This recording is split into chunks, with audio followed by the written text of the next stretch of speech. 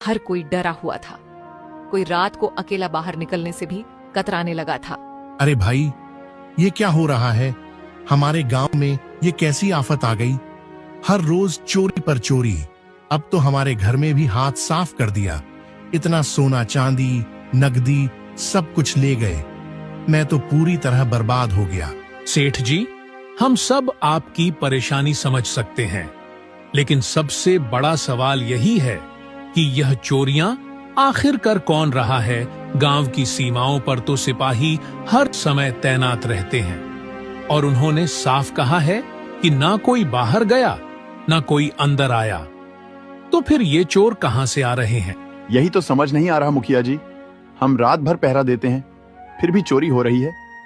ये कोई आम चोर नहीं, कोई बड़ा गिरोह लगता है जो किसी खास चालाकी से गांव के अंदर ही छिपा हुआ है। गिरोह हो या कोई राक्षस, मुझे कुछ नहीं पता। मेरा तो सब कुछ चला गया। अब मैं क्या करूं? मेरा व्यापार ठप हो जाएगा। मजदूरों को भी अब काम से हटाना पड़ेगा। इतनी मेहनत से जो धन दौलत कमाई थी सब लुट गया।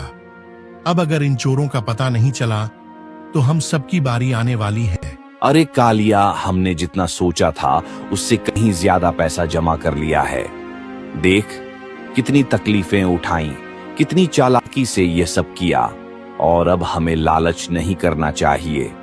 यह घर जहां हम महीनों से छिपे हैं, अब हमें जल्द से जल्द छोड़ देना चाहिए। हाँ रे रामलाल, तू सही कह रहा है, लेकिन सोच, इतना धन इकट्ठा करने में कितनी मुश्किलें आई, कितनी रातें हमने जागकर बिताई है। अब अगर हम और कुछ दिन यहाँ टिक जाएं तो और ज्यादा कमा सकते हैं। नहीं कालिया, ज्यादा लालच ठीक नहीं। ज्यादा देर रुके तो कोई हमें पकड़ भी सकता है। जितना मिला वही बहुत है। अब हमें आज ही रात को यहाँ से निकल जाना चाहिए और कहीं दूर चले जाना चाहिए जहां कोई हमें पहचान न सके। तू ठीक कह रहा है यार, अब वक्त आ गया है कि यह जगह छोड़कर भाग चले। लेकिन एक आखिरी बार हमें देख लेना चाहिए कि सब कुछ सुरक्षित है या नहीं। अगर कोई हमें ढूंढ रहा हो तो। बस यही तो डर है कालिया, इसीलिए कह रहा हूं कि रात होने दो, फिर हम चुपचाप यहां से निकल चलेंगे बिना किसी को खबर हुए। और हां, धन को सही से छिपाना मत भूलना, ताकि रास्ते में कोई शक न करे। वहीं सेठ को भोला की याद आती है, जो कई दिनों से काम पर नहीं आया था। सेठ सोचने लगता है कहीं ऐसा ना हो कि गुंडों ने भोला और उसकी मां को मार दिया हो। वह भोला के घर जाता है देखने के लिए। सेठ जैसे ही भोला के घर में देखा है, उसे गुंडे नजर आ जाते हैं। सेठ तुरंत समझ जाता है कि गुंडों ने भोले के घर पर कब्जा कर लिया है। वह तुरंत पुलिस के पास जाता है। सेठ जल्दी जल्दी कदम बढ़ाते हुए पुलिस वाले को बुलाने चला जाता है। वह चाहता है कि इन डाकुओं को पकड़वाकर अपना सारा सोना वापस ले ले। उधर थोड़ा सा सोना भोला को देखकर निकल जाते हैं। वह जैसे ही थोड़ी दूर पहुंचते हैं, पुलिस ने उन्हें गिरफ्तार कर लिया और उन्हें पुलिस को आत्मसमर्पण कर दिया, क्योंकि उनके पास कोई और रास्ता नहीं था। भोले के पास जो सोना आया था, उसने अपनी मां की आंखों के इलाज में लगा दिया और कुछ ही दिनों बाद उसकी मां की रोशनी वापस आ गई और बोला इसे देखकर बहुत खुश हुआ, और उसके पास जो थोड़ा सा और सोना बचा था, उससे उसने अपना काम। कोल्हापुर नाम के गांव में ठंड तो हर साल पड़ती थी, लेकिन इस बार ठंड ने अपने सारे रिकॉर्ड तोड़ दिए थे। कड़ाके की सर्दी ने लोगों को कंपाने पर मजबूर कर दिया था। ऐसा लग रहा था मानो ठंडी हवा ने गांव को अपनी गिरफ्त में ले लिया हो। ठंड के मारे लोग अपने घरों से बाहर निकलने की हिम्मत भी नहीं कर पा रहे थे। खेतों में काम करने वाले किसान हो या सुबह की सैर पर जाने वाले बुजुर्ग, हर कोई अपने घरों में रजाइयों और अलाव के सहारे ठंड से लड़ने की कोशिश कर रहा था। बाजारों में सन्नाटा था और गलियों में सर्द हवा के सिवा कोई नहीं दिखता था। इसी गांव में श्याम और उसकी पत्नी गौरी भी रहा करती थी। श्याम रोज सुबह सुबह जंगल जाता और सूखे पेड़ों की लकड़ियां काट कर लाता। उन लकड़ियों को वह गांव के घर घर जाकर बेचा करता था। यह उसका रोजगार था, जिससे वह और उसकी पत्नी अपना गुजारा करते थे। अरे बेटा, शाम एक तू ही तो है जो समय पर लकड़ियां लाकर दे देता है। अब इतनी ठंड में आग के बिना गुजर तो होता नहीं। सच में तेरा बहुत बड़ा एहसान है। चाचा, पेट के लिए तो सब कुछ करना पड़ता है, सुबह हो या शाम। मेरे लिए सब एक जैसा है। कपड़ों की तो बात मत करो, ठंड के लिए सही कपड़े भी नहीं हैं। बेटा, भगवान तुझे सलामत रखे। तुझे देख के लगता है कि मेहनत करने वाले ही असली हीरो होते हैं। इतनी ठंड में भी तू हार नहीं मानता। चाचा, क्या करें, मेहनत के सिवा कोई रास्ता नहीं है। पर कभी कभी सोचता हूँ, क्या ये सब कभी बदलेगा? खैर, अब मैं चलता हूँ। सूरज ढलने से पहले लकड़ियाँ बेचनी है। श्याम सभी लकड़ियों बेचकर अपने घर चला जाता है। अजी, आ गए। आप घर में एक बूंद राशन का नहीं बचा है। मैंने जैसे तैसे ये दाल चावल बनाए हैं, सब खत्म हो गया है। सोच सोच कर सर चकरा रहा है कि अब कल क्या पकाएंगे। हम आ गया, पर भगवान जानता है, इतनी ठंड में लकड़ियाँ काटते काटते मेरे तो हाथ सुन्न हो जाते हैं। लगता है जैसे पूरे बदन की हड्डियाँ टूट रही हैं। मैं समझती हूँ तुम्हारी तकलीफ, लेकिन घर चलाने की जिम्मेदारी तो हमारी है। श्याम बिना खाना खा दुकानदार के पास चले जाता है। वह बहुत ही दुखी होता है अपने घर की स्थिति को देखकर। अरे रामू भाई, कैसे हो? अरे श्याम भाई, मैं तो बढ़िया हूँ, तुम बताओ कैसे हो? मैं भी ठीक हूँ भाई, बस जिंदगी चल रही है, लेकिन आज थोड़ा काम से परेशान हूँ। हाँ भाई, समझ सकता हूँ, बोलो कैसे आना हुआ? भाई, मुझे 1 किलो आटा दे दो, घर में सच में बहुत जरूरत है। श्याम भाई, देखो तुम्हारी परेशानी समझता हूँ, लेकिन तुम पर पहले से ही मेरे पैसे बाकी हैं और तुम फिर से आटा लेने चले आए।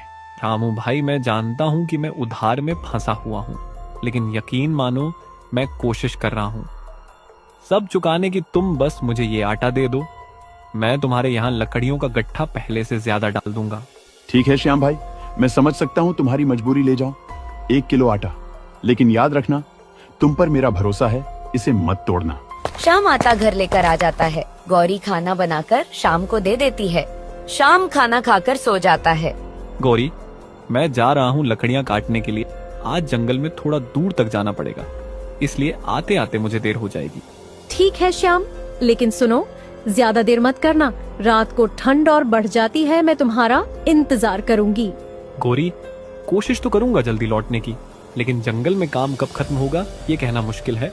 देखो श्याम, मुझे तुम्हारी चिंता होती है। ये ठंड और ये लकड़ियाँ काटने का काम दोनों ही तुम्हारे लिए मुश्किल है।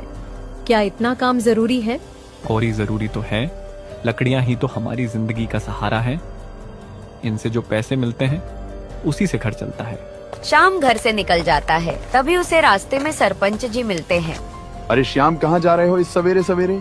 सरपंच जी, जंगल जा रहा हूँ लकड़ियां काटने के लिए। ठंड का मौसम है, लकड़ियों की बड़ी जरूरत पड़ती है।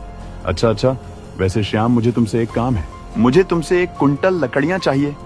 काम बड़ा है और मुझे शहर से कुछ मेहमान भी आ रहे हैं। चूल्हे, चौके और गर्माहट के लिए लकड़ियों की जरूरत पड़ेगी। 1 कुंटल लकड़ियां सरपंच जी, ये तो काफी सारी लकड़ियां हो गई, लेकिन ठीक है, मैं कोशिश करूंगा। देखो श्याम, काम जरूरी है और तुम तो जानते हो कि गांव के हर छोटे बड़े काम में मैं तुम्हारा साथ देता हूँ। इस बार मुझे तुम्हारी मदद चाहिए। जी सरपंच जी, मैं समझता हूँ, लेकिन 1 कुंटल लकड़ियां काटने में थोड़ा वक्त लगेगा। क्या 2 दिन का समय दे सकते हैं? 2 दिन ठीक है श्याम, लेकिन ध्यान रखना लकड़ियां सही वक्त पर चाहिए। और हाँ, अगर तुम जल्दी काम पूरा कर सको तो तुम्हें मेहनताना भी अच्छा दूंगा। फिर शाम जंगल जाता है और थोड़ी सी लकड़ियों काटकर अपने दोस्त के घर देने चला जाता है। अरे भाई श्याम, कल को 1 किलो लकड़ियां ज्यादा लेकर आ जाना, घर में बहुत जरूरत है। नहीं भाई, कल तो मैं नहीं आ पाऊंगा। कल से सरपंच जी का बड़ा काम करना है। उन्होंने 1 कुंटल लकड़ियों का ऑर्डर दिया है। अरे वाह श्याम, फिर तो तुम्हारे मजे आ गए। 1 कुंटल लकड़ियां मतलब अच्छा खासा पैसा मिलेगा तुम्हें। हाँ भाई, थोड़ा मेहनत तो ज्यादा है, लेकिन सोच रहा हूँ कि इन पैसों से कुछ बड़ा काम शुरू करूं। हाथ से लकड़ियां काटना अब बहुत मुश्किल हो रहा है। अगर ये काम सही से निपट गया तो मैं लकड़ियां काटने के लिए एक मशीन खरीद लूंगा। अरे ये तो बड़ी अच्छी बात है श्याम, मशीन आ गई तो काम भी आसान हो जाएगा और ज्यादा लकड़ियां काट सकोगे। वैसे सरपंच जी का काम कब तक पूरा करना है? 2 दिन का वक्त दिया है उन्होंने। सुबह सुबह जंगल जाना पड़ेगा और दिन भर मेहनत करनी होगी।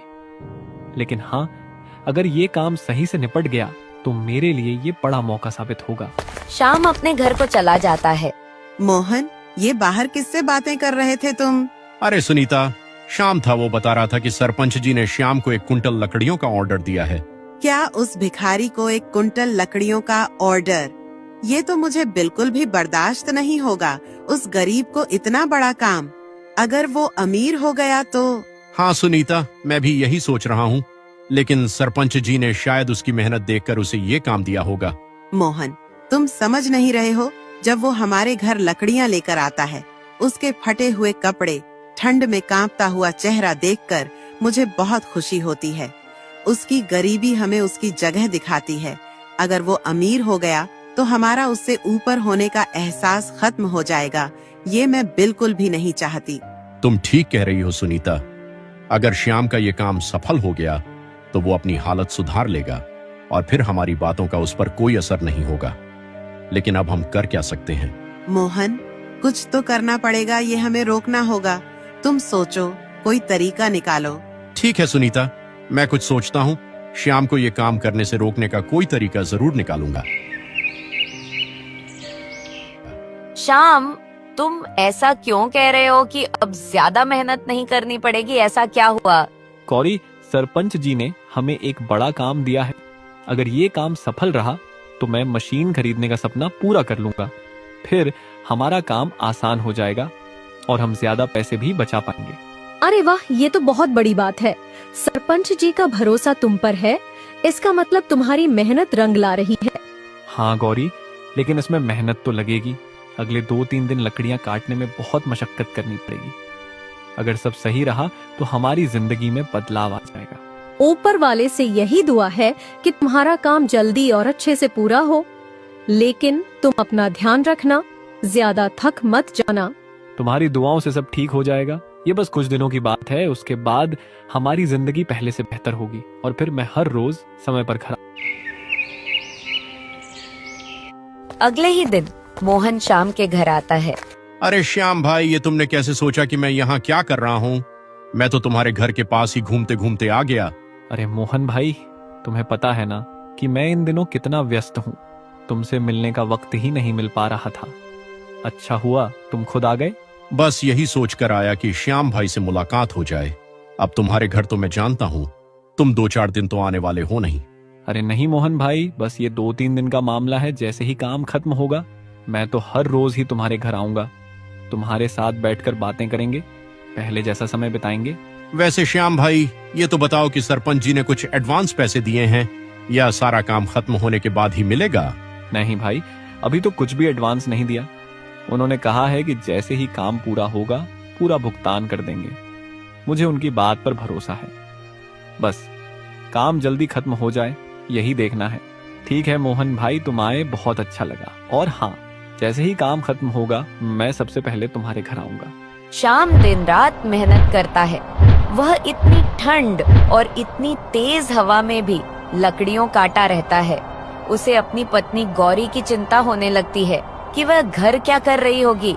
लेकिन उसे पता था कि यह 2 दिन उसके ऊपर भारी गुजरेंगे, लेकिन उसके बाद वह अपनी जिंदगी हंसी खुशी बिता पाएगा। वहीं दूसरी ओर मोहन कुछ गुंडों के पास जाता है। अरे कालिया भाई, कैसे हो? अरे मोहन, आज हमारे जैसे बुरे आदमी को याद करने की जरूरत क्यों पड़ गई? खुशी में तो कभी याद करते नहीं हो।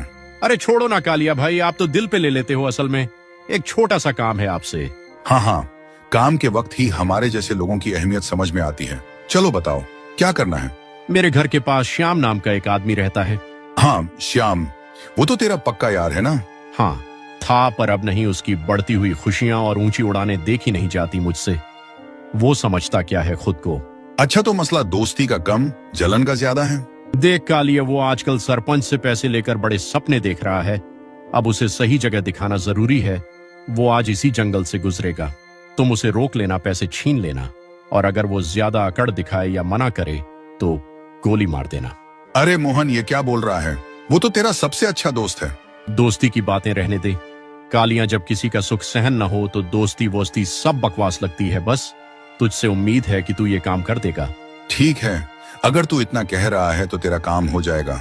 लेकिन एक बात समझ ले मोहन, जिंदगी में जो बीज तू आज बो रहा है, कल वो फसल बनकर लौटेगा। वहीं दूसरी ओर शाम को मोहन पर शक हो जाता है। वह जब घर जा रहा होता है तो शाम उसी पर नजर रख रहा होता है। श्याम, तुम्हारा चेहरा इतना गंभीर क्यों है? ऐसा लग रहा है जैसे तुम्हारे मन में कोई बड़ी चिंता है। क्या बात है? गौरी, मुझे लगता है कि कुछ गड़बड़ चल रही है। क्या? कैसी गड़बड़? तुम इस तरह क्यों सोच रहे हो?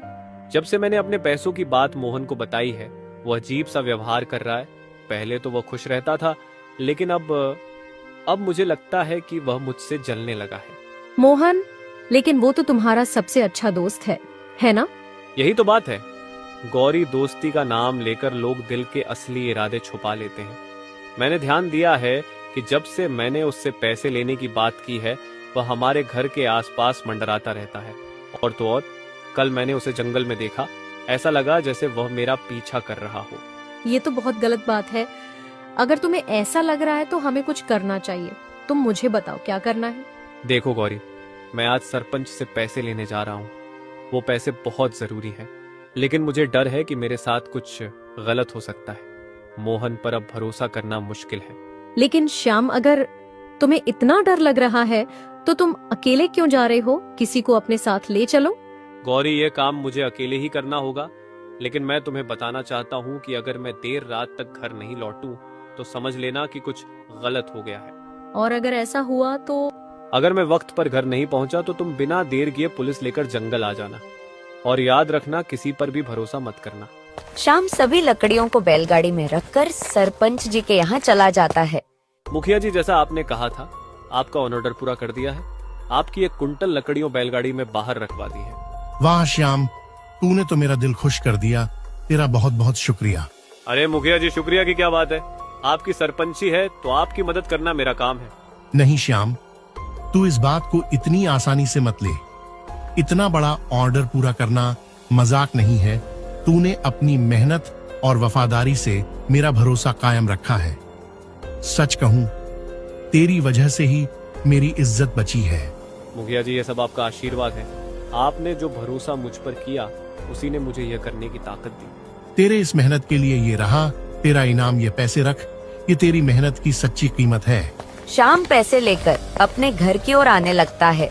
तभी वह जंगल के रास्ते पहुंचता है। उसके सामने अचानक डाकू आ जाते हैं और वह उसे रोक लेते हैं। देख भाई, तेरे पास जितने भी पैसे हैं वह मुझे सीधी तरह से दे दे, वरना तो मैं तुझे गोली मार दूंगा। समझा? मैं तुझे अपनी बात साफ साफ कह रहा हूँ। तू मुझे झूठा ना समझे। मैं तुझे वो सब कुछ ले लूंगा जो तूने छुपा रखा है। देखो भाई, मैं तुझसे कह रहा हूँ, ये जो पैसे हैं ये मेरी मेहनत का फल है। मैंने दिन रात मेहनत करके अपनी जान की कीमत पर ये कमाए हैं। लकड़ी काटकर, काम करके मैंने इसे हासिल किया है। तू क्या समझता है सब कुछ यूं ही मिल जाता है? क्या बकवास कर रहा है तू? मुझे कोई फर्क नहीं पड़ता। तेरी मेहनत से मुझे तो सिर्फ अपना पैसा चाहिए। अब जल्दी से दे दे, वरना तू देखेगा क्या होगा। मुझे कोई दया नहीं है। वहीं दूसरी ओर गौरी परेशान होने लगती है। वह समझ जाती है कि जरूर कुछ ना कुछ गड़बड़ हुई है। जब भी अभी तक शाम नहीं आया, वह तभी पुलिस के पास जाती है मदद मांगने के लिए। साहब, आप मेरे साथ चलिए। मुझे लगता है कि शाम को किसी ने मुझे पकड़ लिया है। बहुत अजीब सा महसूस हो रहा है, जैसे कोई हमारे पीछे है। आप बिल्कुल भी चिंता मत कीजिए भाभी जी, पुलिस आपके साथ है। हम सभी सुरक्षा के घेरे में हैं। गौरी पुलिस वाले को लेकर जंगल की ओर चले जाती है। वह जैसी जंगल के अंदर को जाते हैं, वह देखते हैं शाम को कुछ गुंडों ने पकड़ रखा है। तभी वहाँ पुलिस पहुँच जाती है। देखो, चुपचाप शाम को छोड़ दो, वरना मुझे मजबूरन तुम पर गोली चलानी पड़ेगी। तुम जानते हो, मैं किसी से भी नहीं डरता। अपनी गलतियों का भुगतान करो और ये सब खत्म करो। नहीं साहब, आप गोली मत चलाइए।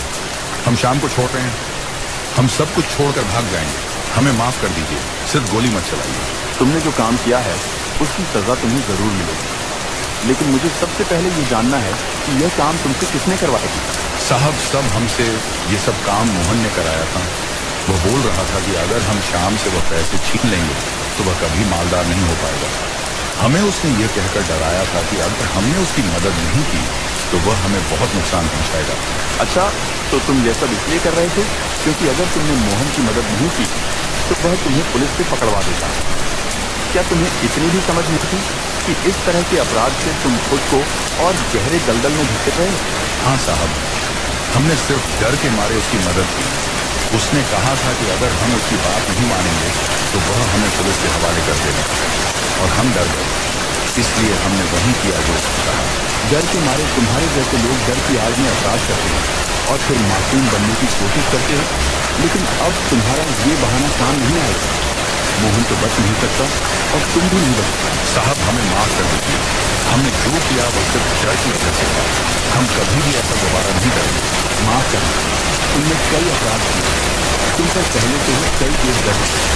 कितने लोगों को गोलियां मारी, तुमने कितने घर उजाड़ दिए, सब माफ करने लायक नहीं। तुम्हारे दिमाग की पूरी खत्म है। पुलिस मोहन के घर जाती है। तुमने जो अपराध किया है उसकी सजा से बचने की कोशिश मत करो। सच कहो और वक्त रहते अपने किए का प्रायश्चित कर लो। साहब, आप ये क्या कह रहे हैं? मैंने कुछ नहीं किया, मुझे फंसाया जा रहा है। झूठ मत बोलो मोहन। सच्चाई कितनी भी गहरी दफन हो, उसे बाहर आने में वक्त नहीं लगता, और तुम्हारी सच्चाई तो अब हमारे सामने है। नहीं साहब, ये सब झूठ है, मुझे बदनाम करने की साजिश है। साजिश? तुम्हें लगता है हम बच्चों का खेल खेल रहे हैं? तुम्हारा भांडा फूट चुका है। मोहन कालिया ने सब कुछ उगल दिया है। कालिया? उसने क्या कहा? उसने बताया कि कैसे तुमने इस पूरे प्लान की शुरुआत की, कैसे तुमने दूसरों को अपने साथ मिलाया और अपराध को अंजाम दिया। अब तुम बच नहीं सकते। साहब, मुझे माफ कर दीजिए, मैं मजबूर था, मुझे नहीं पता था कि बात इतनी बढ़ जाएगी। मजबूरी का बहाना अब अदालत में चलाओ। सच्चाई ये है कि तुम्हारा लालच और जलन तुम्हें यहाँ तक ले आई। हाँ साहब, मैं मानता हूँ मैं शाम से जलता था, उसकी तरक्की देखकर मुझसे सहा नहीं गया, इसीलिए मैंने ये सब किया। जलन और गुस्से के कारण तुमने मासूमों की जिंदगी बर्बाद कर दी। तुम्हारी इस गलती ने कई घर उजाड़ दिए। पुलिस वाला मोहन को गिरफ्तार करके ले जाता है। मोहन के गुस्से ने और मोहन के अहंकार ने मोहन को जेल जाने पर मजबूर कर दिया। वहीं दूसरी ओर श्याम जो मेहनती था, इसकी अक्ल और सूझबूझ ने उसे बचा लिया। अब वह मशीन ले आया था। अब वह उसे लकड़ियां काटा था और अपने घर का गुजर बसर